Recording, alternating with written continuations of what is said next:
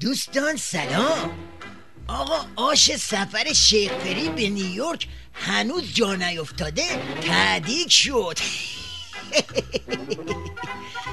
اگه یادتون باشه سیدعلی شیخ پری رو با یه ماچ ولایت نشون راهی ینگ دنیا کرد. معنی این ماچ این بود که حسن یه قطره زهر بیشتر نداریم ها، نری اونجا بند و آب بدیا. خلاصه شیخ حسن با گوشای آویزون رفت نیویورک به امید این که شاید تو راهروی جایی خلاصه یه فرجی حاصل بشه. اما اونجا هم سیدعلی زد عیششو کور کرد و قرار مدارش با اوباما رو جمعاً مالوند. بعدم به امام جمعهاش سپرد که واسه این نرمش یک کف مرتب بزنن. من وارد شوم در سفر آقای رئیس جمهور، چند کلمم همینجا عرض کنم. این بیاناتی که برادر بزرگوارمون رئیس محترم جمهور داشتن در سازمان ملل و در جاهای دیگر، اینا یک چنین ریشه‌ای داره. این بیانات ایشان این بیاناتی است که در حقیقت همه اسلام و امام بزرگوارمون رهبر معظم انقلاب بسیار بر این معنا تکیه کردند که اسلام چنین دینی است. این که رهبر معظم انقلاب دام ظله فرمودند که نرمش قهرمانانه همین معناش. اونجا که صدا بلند میشه، اونجا که آرام میشه، هر دو یک هدف داره، مقصد یکیست. خب اما بشنوید از اکبر شاه که تو این اوضاع و احوال از جفت گوشاش داشت همینجوری دود میزد بیرون. شیخ اکبر که دید حسن فریدونش تا نیویورک رفته و داره دست خالی برمیگرده، دلش طاقت نیاورد و دم پلکون هواپیما زنگ زد به شیخ پری که ببین پری، گور بابای سیدعلی این گدا رو من ولی فقیه کردم، نترس، یه تک زنگ به باراک حسین بزن که داریم قافیه رو میبازیم.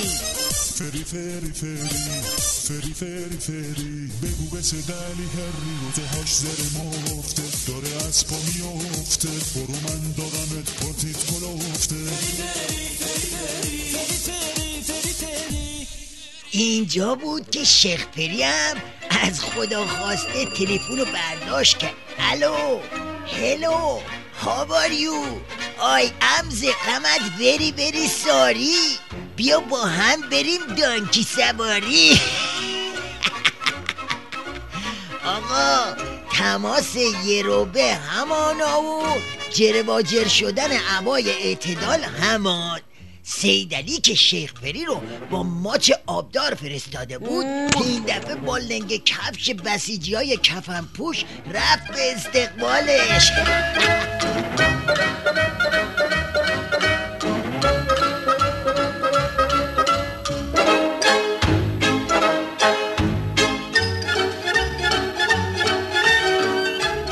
بله القصه شیخ پری که دید بدجوری خیتی بالا آورده، به محض اینکه رسید دنده خالی بندی رو جور کرد و از ترس لنگ کفشای بعدی یه چاخان نیم پز تحویل خبرنگارا داد. درست در لحظه‌ای که ما آماده حرکت به سمت فرودگاه بودیم، به من اطلاع دادن که کاخ سفید تماس گرفته با نماینده دائم ما و سفیر ما در نیویورک و آقای اوباما مایل تلفنی چند دقیقه‌ای با من صحبت کنه که خب این کار انجام شد. در همون لحظه حرکت اونها تماس گرفتن با موبایل سفیر ما و این مکالمه انجام گرفت با آقای اوباما. دیگه چی؟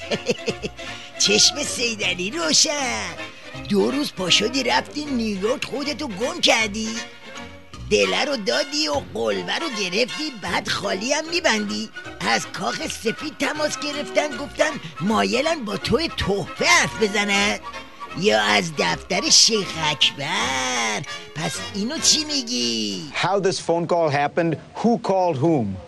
And then today, somewhat surprisingly, we were contacted by them to say that President Rouhani would like to speak to President Obama by telephone on his way out of town. شیخ اکبر تحویل بگیر.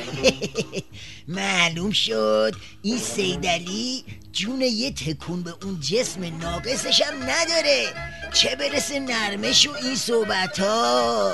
این که با یه قطره اینجوری لشکر لنگ کفش به دستا رو ریخت سرت، ببین اگه کار به یه گیلاس و بعد جام و پاتیل و این حرفا بکشه چی کار میکنه؟